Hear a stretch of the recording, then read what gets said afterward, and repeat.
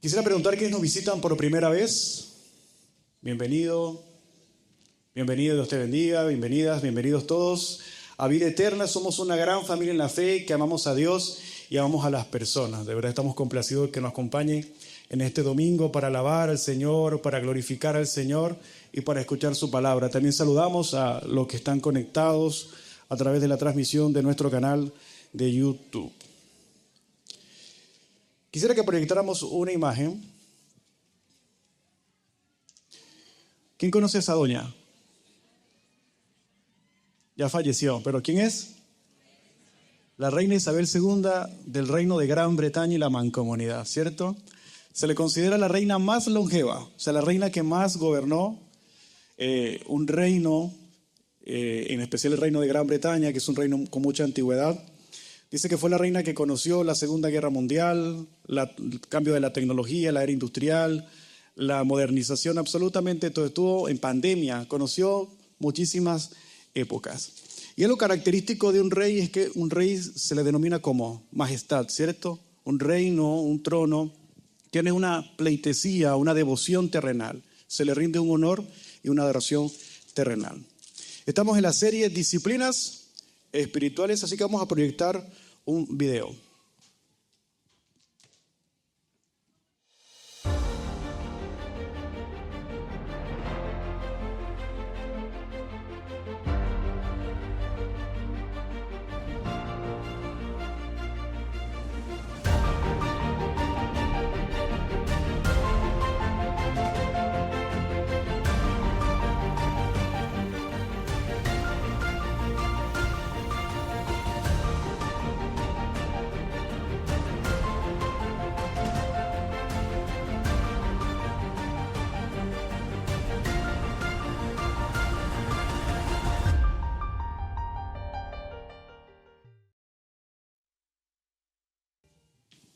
Disciplinas espirituales para la vida cristiana. ¿Y qué son las disciplinas espirituales? Las disciplinas espirituales son las prácticas que se encuentran en las Escrituras que promueven el crecimiento espiritual. Así como las disciplinas o las prácticas que hacemos acá en la tierra. ¿Hay alguno que practica algún deporte acá? ¿Sí? Atletismo, natación, o va al gimnasio, o sea, por condición, fisiculturismo, o mantener una vida saludable. Sabe que la constancia, el aumento de peso, de carga, hacer el ejercicio correctamente va a traer ¿qué? Un resultado. ¿Y cuál es el resultado de nosotros practicar las disciplinas espirituales? El crecimiento espiritual y tener una vida fortalecida en el Señor. Ya hemos visto en los domingos anteriores acerca de dos disciplinas espirituales que son sumamente importantes, que son el punto de partida para poder comprender cómo llevar a cabo estas disciplinas. La primera, estudiar la palabra de Dios.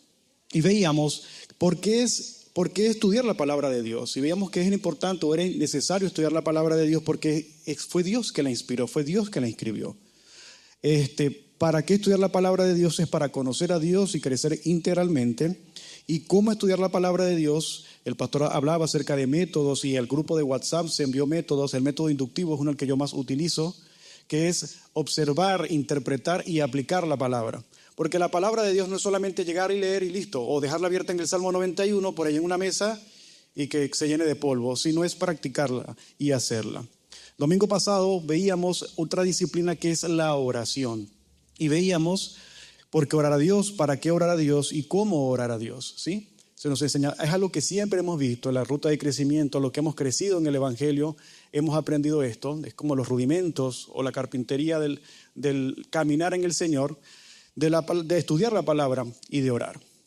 Y hoy vamos a ver la tercera disciplina y es la adoración.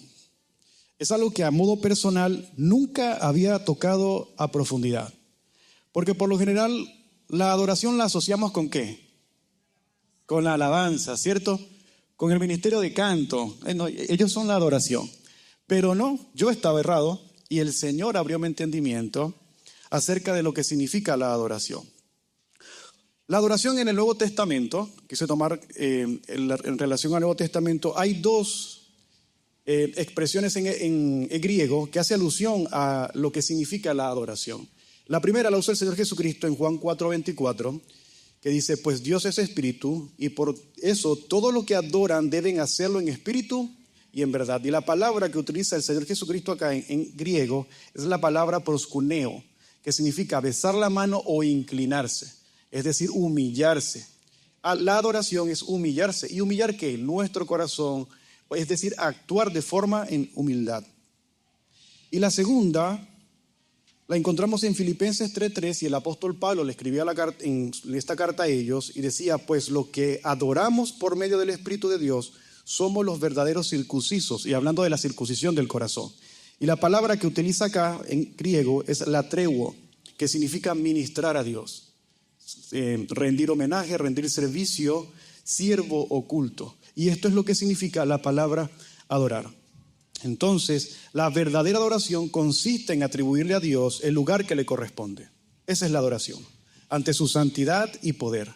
Nuestra única respuesta lógica es rendirle honor, reconociendo que aquel ante quien daremos cuenta es infinitamente digno de nuestra alabanza, que es Dios. Eso es lo que significa la adoración. Y ya entendiendo o sabiendo el significado de esta palabra, vamos a ver la primera parte. Adorar es reconocer quién es Dios.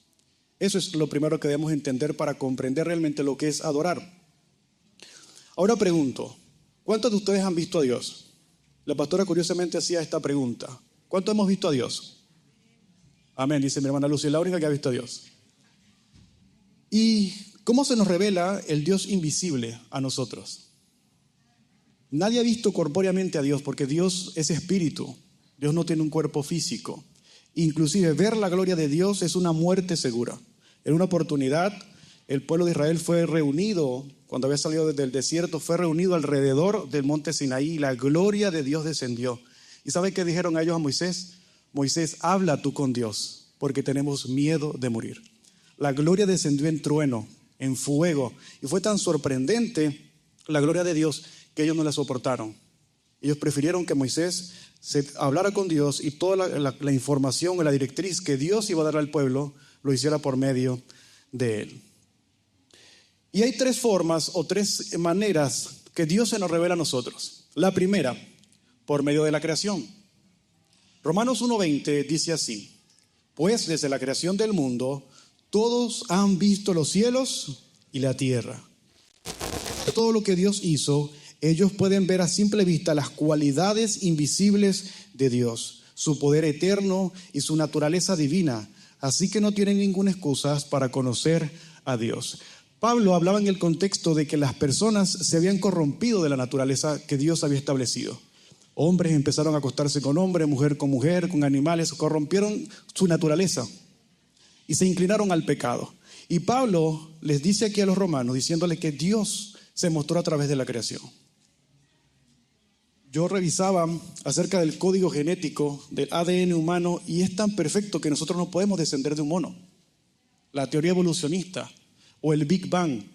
El universo está tan milimétricamente calculado, las leyes físicas están calculadas que alguien tuvo que diseñarlo y pensarlo, y de esa forma Dios se nos ha mostrado por medio de la creación. ¿A cuánto le gustan las playas? A mí casi no me gusta la arena y la sal. Soy más de montaña, soy más de ver las estrellas, soy más team trekking, más team montaña. O sea, quiero ir a Torre del Paine algún día, que es un lugar hermoso. Pero lo que han visto un atardecer, Chile tiene un atardecer muy hermoso, pero ninguno le compite con los de Barquisimeto. Mejor atardecer es el que de Barquisimeto. Si quieren discutir conmigo, nos vemos afuera. Solo los barquisimetanos aplaudieron. Pero la creación de Dios es hermosa. Pararnos, detenernos un segundo, admirarla, es ver lo que Dios ha hecho. ¿Y qué hay que hacer? Dar la gloria a Dios. Dar alabanza a Dios, porque eso lo creó ¿para quién? Para nuestro deleite y para nuestro placer. La segunda forma en que Dios se nos revela, el Dios invisible se nos revela, es a través de su palabra. Dice el apóstol Pedro en su carta, en su primera carta, en el capítulo 1, versículos 20 y 21. Sobre todo, tienen que entender que ninguna profecía en la Escritura jamás surgió de la comprensión personal de los profetas. Es decir, ningún profeta o aquella persona que escribió la Biblia lo hizo por autoría propia, lo hizo por inspiración propia. Y el 21 dice, ni por iniciativa humana, al contrario, fue el Espíritu Santo quien impulsó a los profetas y ellos hablaron de parte de Dios. Primera Timoteo 4:16 dice, toda la escritura es inspirada por Dios. Dios escribió la escritura. Entonces leíamos, o la pastora leía el Salmo 104 y cantábamos acerca de los salmos porque fueron escritos por Dios, fueron inspirados por Dios. Y la Biblia entera habla de quién es Dios. Habla de su esencia, de su naturaleza. La teología, que es el estudio de Dios, se basa en la palabra. No busca otra cosa, sino que a través de Dios. Y el Señor se nos ha revelado por medio de su palabra. ¿Quieres conocer a Dios? Hay que leer la palabra, hay que estudiar la palabra. Y en tercer lugar, Dios se nos ha revelado por medio de Cristo.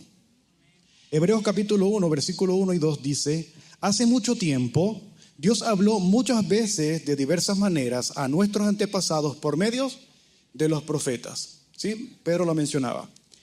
Y el versículo 2 dice, y ahora, en estos últimos días, nos ha hablado por medio de su Hijo. Dios le prometió todo al Hijo como herencia y mediante el Hijo creó el universo. El Evangelio de Juan dice, en el principio era el Verbo. Y el Verbo era con Dios y el Verbo era Dios. ¿Y el Verbo qué hizo? Se hizo carne. Entonces Jesús le dijo a Felipe, conversando con ellos, Felipe le dice, muéstranos al Padre. Y el Jesús le dice a Felipe y a sus discípulos, el que me ha visto a mí, ha visto al Padre, revelado en su unidad, ya que Él está en el Padre y el Padre en Él, manifestando Jesús o en Jesús el carácter de las obras de Dios, a través de su palabra y sus acciones. Lo que Jesús hizo acá en la tierra era Dios mismo, eran las acciones de Dios. Verdad bíblica, Dios siempre se ha dado a conocer desplegando su poder y gloria por medio de la creación y de las Escrituras, pero sobre todo mediante su Hijo Jesús, la expresión máxima de Dios hecho hombre. ¿Creemos que Jesús es Dios? Amén. Y que volverá. Amén. Ahora bien, entendiendo estas cosas, que Dios se revela por medio de la creación, a través de su palabra y por medio de Jesucristo, ¿qué tanto conoces a Dios? Tú que estás acá, ¿qué tanto, o que ven la transmisión, qué tanto conocen a Dios? Y pregunto, ¿cuáles son los atributos de Dios? ¿Cuáles son las cualidades de Dios? Y quisiera que entre ustedes, el que está atrás o el que está al lado, mencionen cuáles son los atributos de Dios. Ahí estaba escuchando. Entre ustedes, díganle a la persona que está a su lado. Escucho poco, es el que no tienen conocimiento, ¿será? ¿Qué es eso? Me preocupa.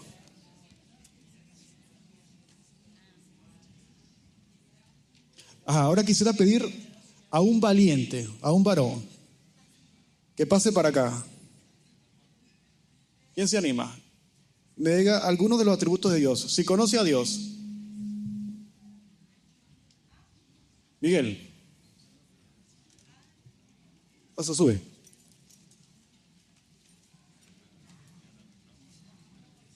Miguel, acá está. Agarra el micrófono. Ok, dígame. ¿Qué conoces de Dios? ¿Cuáles son los atributos de Dios? ¿Qué conozco de Dios? Lo primero que conozco de Dios es su misericordia. Amén. Es su misericordia. Por su misericordia fui salvo y su protección también. Ha tenido cuidado de mí, de mi esposa, de mi familia.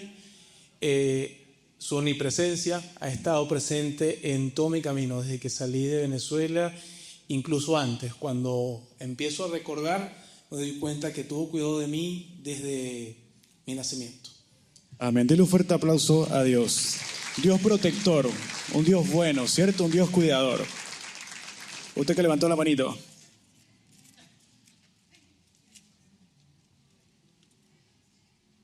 Subo por acá. Y mientras ella pasa, denle un fuerte aplauso. No es fácil subir para acá, porque ninguno se atrevió.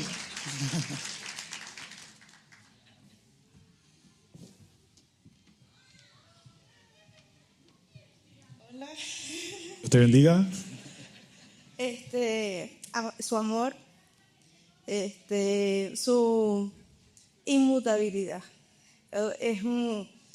Se adapta a todas las situaciones que a nosotros se nos pueda presentar y lo podemos ver en todas esas situaciones. Su justicia, su misericordia, su omnipotencia, que es todopoderoso. Y su omnipresencia. Lo podemos ver en todas partes, en toda su creación. Eso. Amén. Un fuerte aplauso. Dios es amor. Es inmutable, no puede ser cambiado, no puede ser movido. Bien, ahora ya entendiendo, conocemos a Dios. ¿Por qué ustedes saben esas cosas?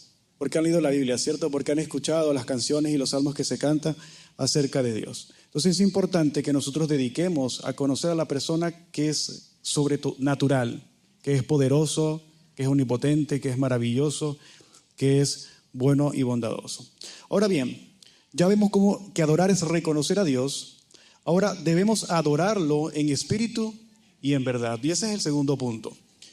Lo leemos al principio, pero el Señor Jesucristo, cuando estaba conversando con la mujer samaritana, tuvo un encuentro con la mujer samaritana, dice en Juan 4, 23 y 24, así: pero se acerca el tiempo, de hecho ya ha llegado, cuando los verdaderos adoradores adorarán al Padre en espíritu y en verdad. El Padre busca personas que le adoren de esa manera, pues Dios es espíritu. Por eso todos los que lo adoran deben hacerlo en espíritu y en verdad. Esto es una afirmación que Jesucristo hace acerca de que llegaría el tiempo y había llegado porque Jesucristo vino. Había un conflicto entre los judíos y los samaritanos acerca del lugar de adoración, porque se establecía, ellos creían, los judíos, que la adoración debía hacerse ¿dónde? En el templo, y ese era el único lugar digno para la adoración al Señor. Los samaritanos decían que era un monte porque allí los patriarcas, Abraham, Jacob, ofrecieron sacrificio, y ese era el lugar de adoración porque originalmente se iniciaron los sacrificios allá. Pero Jesús dice que ya no es necesario eso, sino que llegará el tiempo, y ahora es el tiempo, y este es el tiempo donde los adoradores adorarán en espíritu y en verdad. Ahora bien, ¿qué significa esto? ¿Qué significa adorar en espíritu? Adorar en espíritu es la adoración que debe ser producida por el Espíritu de Dios que mora en nosotros. Que se trata de una adoración que refleja el fruto del Espíritu Santo, y es por eso por lo que debemos procurar ser llenos cada día del Espíritu Santo. ¿Cuántos están llenos del Espíritu Santo? ¿Cuántos fueron sellados con el sello del Espíritu Santo? En el momento en que creímos en el Señor y aceptamos, reconocimos que somos pecadores, somos sellados con el Espíritu Santo. Automáticamente somos bautizados con el Espíritu de Dios. Y allí, a medida que vamos avanzando en los caminos del Señor, nosotros somos llenos de su presencia por medio del Espíritu Santo. Y debemos reflejar el fruto del Espíritu. ¿Cuál es el fruto del Espíritu? El amor, el gozo, la paz, la paciencia, la benignidad, la bondad, la fe, la mansedumbre, el dominio propio. De esa forma se refleja la adoración al Señor, por medio del Espíritu Santo. Por medio del Espíritu Santo podemos adorar. Cualquiera puede decir Dios es bueno. Cualquiera puede decir Dios es santo. Usted va a la iglesia católica y ¿qué dice el cura? Dios es bueno. Usted va a una iglesia de testigos de Jehová. Yo he ido a iglesias de testigos de Jehová, yo he ido a iglesias adventistas. A la iglesia del diablo es la única que no he ido. He ido a esas iglesias y ellos hablan de Dios y leen la palabra. Los mormones leen la palabra, pero ellos no adoran de verdad, no adoran en el Espíritu porque no tienen al Espíritu de Dios. Porque el Espíritu de Dios es el que reconoce que tú eres pecador, es el que te convence de pecado. Es el único que puede hacer eso, es el único que puede transformar tu corazón para que se incline en adoración al Señor. No sabes qué decir al orar, no sabes cómo cantar, estás desanimado. El Espíritu Santo que mora en ti, con gemidos indecibles, habla hacia el Padre. Amén. Esto es lo que significa adorar en espíritu. Ahora, ¿qué significa adorar en verdad? Adorar en verdad es adorar de acuerdo con la verdad de las Escrituras. Lo adoramos en función a la verdad de quien dice que Él es. Él es un Dios de misericordia. Él es un Dios de justicia. Él es un Dios de amor, pero también es un Dios de ira. Él es un Dios que al igual recibe en el cielo, ofrece la salvación, pero es también que condena en el infierno. Porque Él es justo, mi hermano. Y Él va a pagar a cada uno de acuerdo a ¿qué? A sus obras y a sus actos. Jesús dio el siguiente mandamiento, resumió la ley en esto: ama al Señor tu Dios con todo tu corazón, con toda tu alma, con toda tu mente y con todas tus fuerzas. Y la palabra amar es adorar, es igual que adorar. Y ahora pregunto, ¿estás adorando a Dios como se nos ha revelado en las Escrituras? como Él instauró en su palabra, como lo ha dicho, o estás adorando otras cosas? Porque nótese la palabra que Jesús da como mandamiento: ama al Señor tu Dios. ¿Y qué es amar? ¿Ustedes sabían, hermanos, que por lo que nosotros más amamos se convierte en nuestro Dios? Porque lo que más amamos le dedicamos tiempo, le dedicamos esfuerzo, le dedicamos valor. Y eso no es un Dios, sino que se convierte en ídolo, se convierte en un falso Dios que termina controlando nuestra vida. Por ejemplo, el trabajo se convierte en un Dios. El teléfono se puede convertir en un Dios. Un hijo se puede convertir en un Dios. En el Antiguo Testamento, volviendo otra vez a la historia, cuando el pueblo de Israel fue liberado en Egipto, Moisés sube al Sinaí a recibir las tablas de la alianza. ¿Sí? Dios se la entregó. Pero durante el periodo que él estuvo arriba con Dios, dice que ellos pensaron, no, Moisés lleva mucho tiempo, la gloria de Dios se descendió, de seguro está muerto.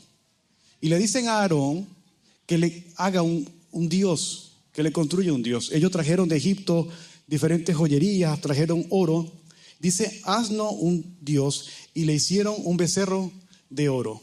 Y el pueblo de Israel, viendo las maravillas del Señor, la forma en que Dios los sacó de Egipto, como una columna de nube y una columna de fuego caminaba con ellos en el desierto, como el mar rojo se abrió en dos, pasaron en seco y luego ahogó a los egipcios, se corrompieron y se fueron hacia los ídolos. Y muchas veces nos pasa a nosotros porque amamos y deleitamos muchas cosas.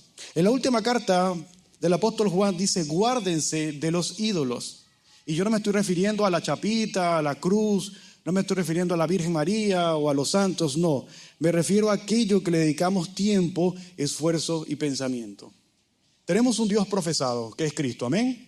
Venimos acá a alabar y glorificar su nombre, pero tenemos un Dios funcional que adoramos y servimos, y es mucho más real de lo que imagina. Y muchos de nosotros, lamentablemente, tenemos un Dios. Tenemos un ídolo, un Dios con D minúscula, tenemos un Dios. Por ejemplo, yo, a mucha humildad digo, yo idolatro este teléfono. Yo les confieso, el iPhone tiene una función que se llama tiempo en pantalla.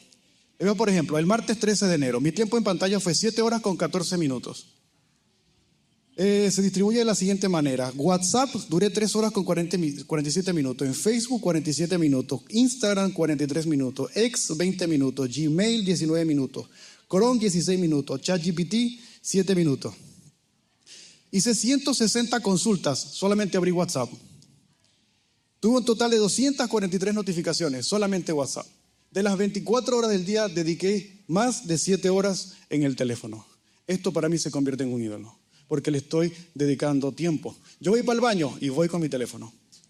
Una vez yo guardaba la llave de mi antiguo apartamento en casa de una amiga. ¿Y sabes qué me dijo ella? ¿Por qué se te olvida la llave dentro? Se me quedó la llave dentro del apartamento. Y ella me dijo, ¿por qué se te queda la llave dentro del apartamento y no se te olvida el teléfono? Porque para donde quiera que voy, llevo mi teléfono. Tenemos un Dios profesado, pero hay un Dios funcional. Lamentablemente no me puedo desechar del todo, pero hay que tener un control para esto. Amén. Cada quien tiene su Dios, cada quien tiene algo a que le dedica mucho tiempo, y solamente usted y el Señor lo saben. Acciones prácticas que nos ayudan a alejarnos de esos ídolos o esos dioses falsos que terminan recibiendo también nuestra adoración y nuestra atención. La primera, confesarse. La Biblia dice que el que encubre su pecado no prosperará, mas el que lo confiesa y se aparta alcanza la misericordia. En segundo lugar, ser agradecidos por lo que Dios ha hecho, por lo que Dios ha hecho, ser agradecido con las personas. En tercer lugar, animarnos y servir a otros. Esto es importantísimo. Apoyarnos los unos a los otros, servir en la iglesia, a los hermanos en la fe, el amor fraternal. Estudiar la palabra de Dios. Haciendo estas acciones prácticas, vamos a poder quitar el ojo al oído y poder dedicar a los ídolos y poder dedicarle más tiempo a Dios, más tiempo de buscar al Señor. Adoramos a Dios por lo que Él es, no por lo que somos, puesto que nosotros no somos merecedores de la gracia de Dios. Dios en su amor decidió crearnos a su imagen y semejanza. Nosotros pecamos, fallamos, hubo la corrupción en el huerto del Edén, pero aún así Dios demostró su amor enviando a su único Hijo a morir por nosotros. La adoración no es lo que Dios ha hecho por nosotros. Yo no alabo a Dios porque quizás fui sano de alguna enfermedad, No alabo o glorifico a Dios porque quizás Dios me sacó de la droga o me sacó de un mal camino. Yo glorifico y adoro a Dios por lo que Él es, ¿sí? Por su misericordia y por su amor, no por lo que nosotros seamos, porque no merecemos el amor de Dios y no merecemos la salvación de Dios, solamente es gracia. Amén. Verdad bíblica, el Espíritu Santo es quien nos revela a Dios, ilumina nuestra mente para conocer su verdad e inflama nuestro corazón para amar a Cristo sobre todas las cosas. Es necesario la llenura del Espíritu Santo, hermano.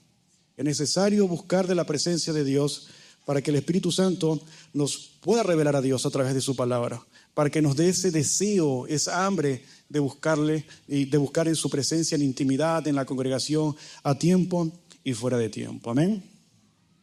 Y como tercer y último punto, ya vimos el primero, adoramos a Dios por quien es, ¿cierto?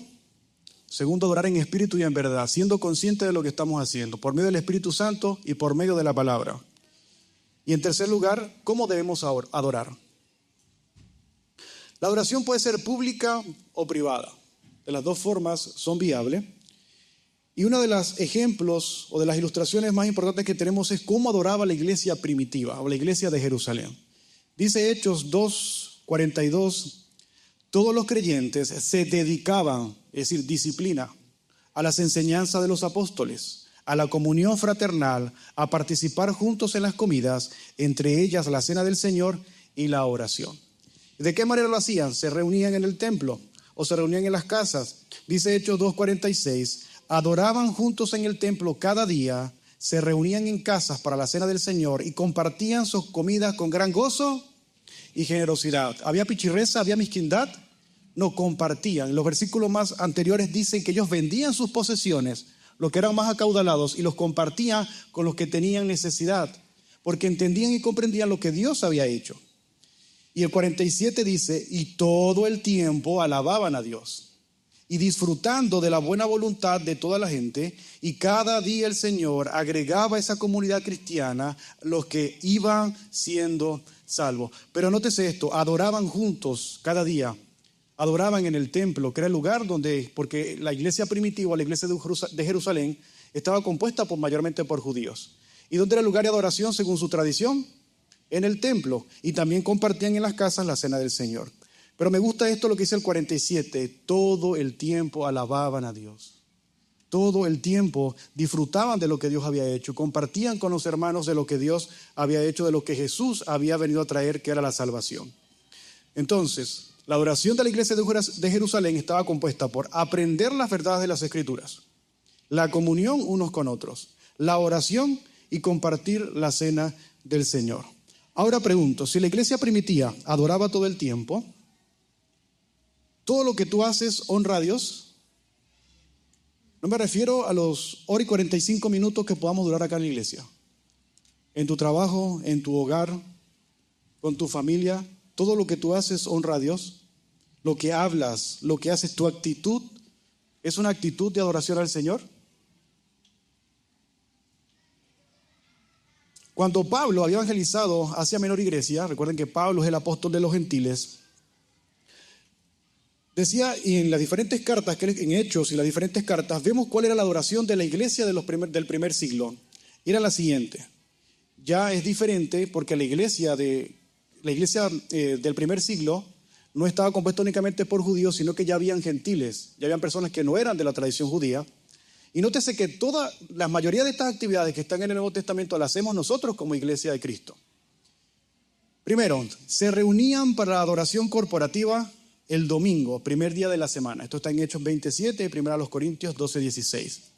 Los judíos celebraban o se reunían el sábado porque era el día de reposo para ellos. Pero ya la iglesia del primer siglo, la iglesia de Corintios y otras iglesias, adoraban el domingo.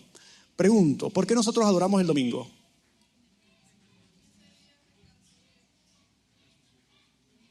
Porque el domingo es el día de resurrección. Para nosotros este domingo es domingo de celebración porque Jesucristo resucitó un domingo, primer día de la semana. Por eso nosotros adoramos también el domingo. Segundo, la iglesia del primer siglo se reunía semanal para la cena del Señor. Nosotros nos reunimos una vez al mes para la cena del Señor. Lo tercero, la entonación de salmos, himnos y cánticos espirituales. Pablo lo decía en Colosenses 3, 16 y 17. Permitan que el mensaje de Cristo viva plenamente entre ustedes. Es decir, la palabra de Dios, dice otra versión. Enséñense y aconséjense unos a otros con toda la sabiduría que Dios le da. Canten salmos y canciones espirituales con el corazón lleno de agradecimiento a Dios. Y nótese esto, la instrucción de Pablo era cantar salmos. ¿Cuánto han leído el libro de los salmos? Cantamos un salmo hace poco. Hay un salmo que siempre recuerdo, que compuso un corazón. ¿De dónde viene mi socorro? ¿Saben cuál es ese salmo? Salmo 121. Alzaré mis ojos a los montes. ¿De dónde vendrá mi socorro? Mi socorro viene de Jehová, que hizo los cielos y la tierra.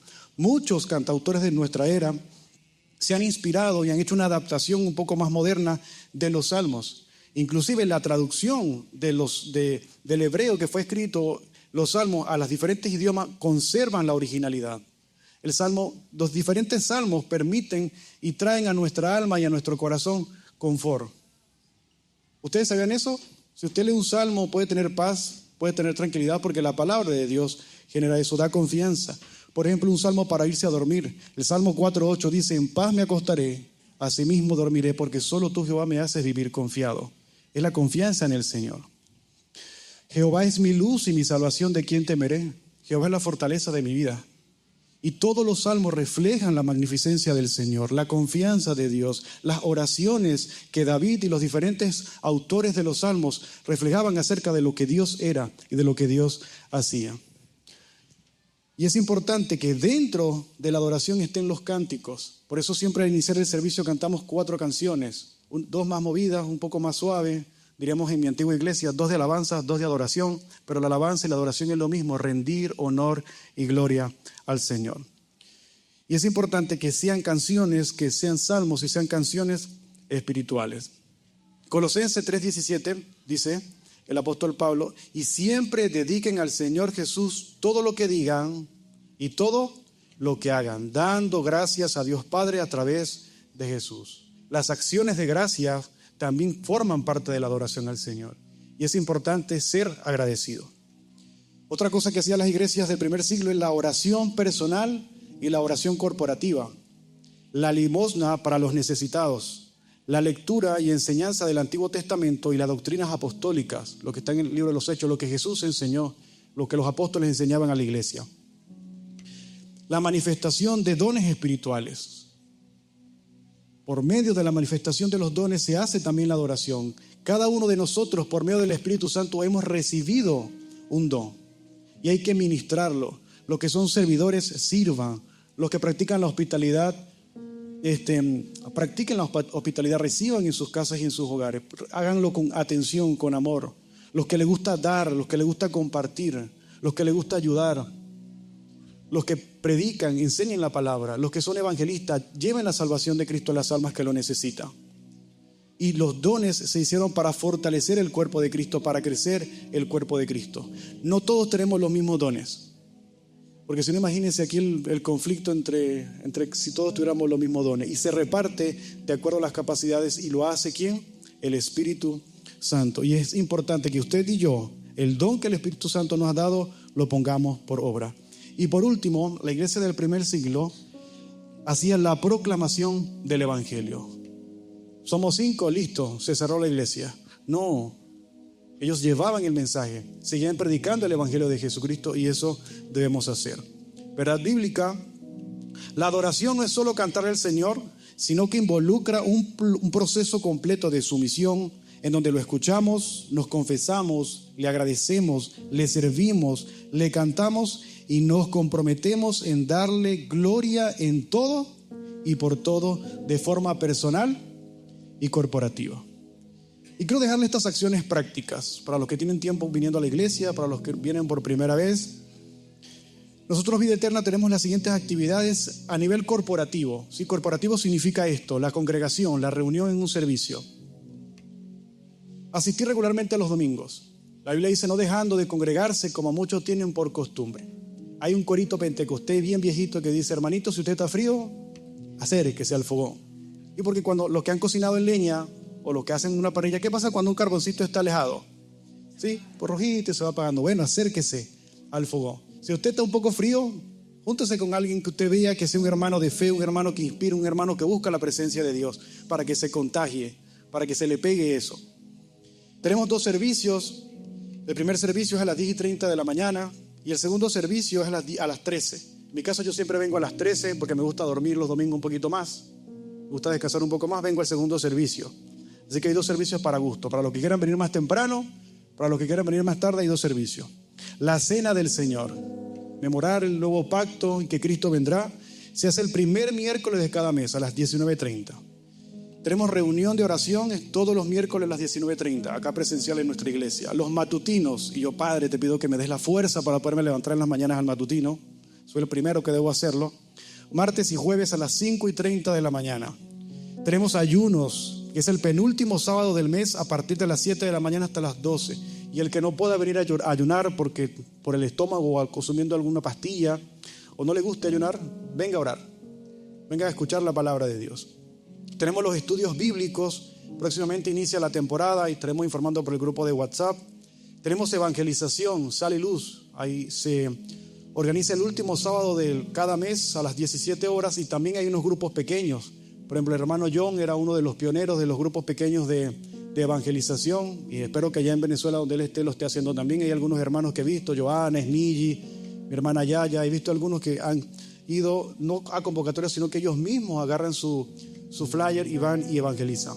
Tenemos el discipulado relacional, el paso 1 y el paso 2 de la ruta de crecimiento después de hacer el grupo de conexiones. Y está el devocional individual. Es algo que nosotros le exhortamos a ustedes a hacer. Más adelante vamos a ver acerca de esto, de la intimidad con Dios. Pero puedes iniciar 10 minutos diarios, a cualquier hora que a ti se te acomode. Preferir hacerlo en la mañana, quizás en la noche se llega un poco cansado, pero que sea un tiempo para ti. Señor Jesús en Mateo dijo, cuando ores, cierra la puerta y ve a tu aposento en la intimidad. Dedícale ese tiempo al Señor, 10 minutos. Y en 10 minutos puedes leer los salmos, puedes leer el Evangelio de Juan, puedes leer algo que te llame la atención. Haz una oración y haz un cántico al Señor. Busque en YouTube, habla un salmo. Si usted sabe alguna canción antigua o alguna canción, cántela al Señor y hágalo con el corazón. ¿Cuál es tu compromiso para adorar? Depende de ti. Tú eres el que tiene que disponer el corazón para adorar al Señor.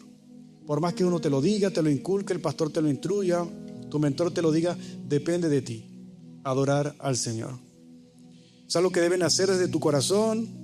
A principio hay que obligarse a hacerlo, por eso se llama disciplina. Pero Dios no quiere que la adoración sea obligatoria porque es vana, es vacía. O sea, voy a hacerlo por hacerlo. La adoración debe ser genuina, debe ser voluntaria, debe ser porque quieres. ¿Y de qué forma lo vas a hacer? Pedirle al Espíritu Santo que te dé la fuerza. El apóstol Pablo decía, la verdad, la carne es débil. La carne no quiere hacerlo. Da sueño, da flojera. Leer la Biblia pero da sueño. Eso, para los que no pueden dormir, pruébelo y se va a dar cuenta que da cansancio, da fatiga. Por eso, antes de hacer cualquier cosa, ore al Señor. Diga al Espíritu Santo que habita en su corazón, que está en usted, que le dé la fuerza para hacerlo. Y empiece. Si usted no comienza, no va a tener ese punto de partida. La línea inicia con un punto y va. Y todos debemos iniciar. ¿Cuándo? Hable usted con el Señor.